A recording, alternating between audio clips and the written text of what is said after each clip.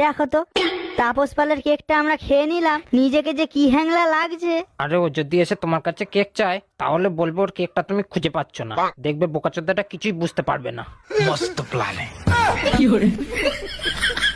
All আউটটা হয়তো এতক্ষণ ধরে ভাবছে পতাকা তুলে বাড়ি এসে গান্ডে পিন্ডে কেক গিলবে।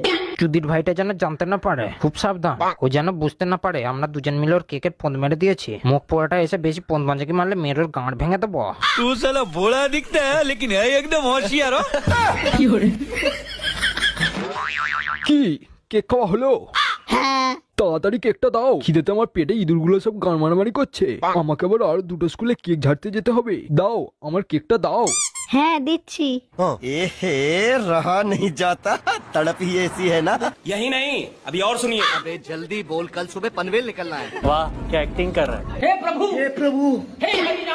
এ কি কি হয়েছে? তাপস পালের কেকটা সিন্ধুকে রেখেছিলাম, ইঁদুরে সব সাবড়ে দিয়েছে। কি বলছো কি সোহামের মা?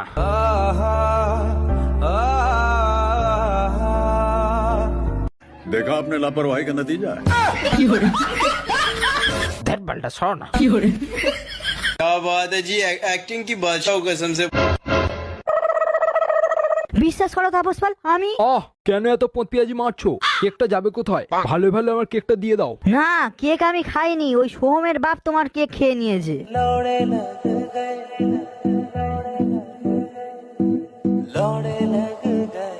माँ चूत गई।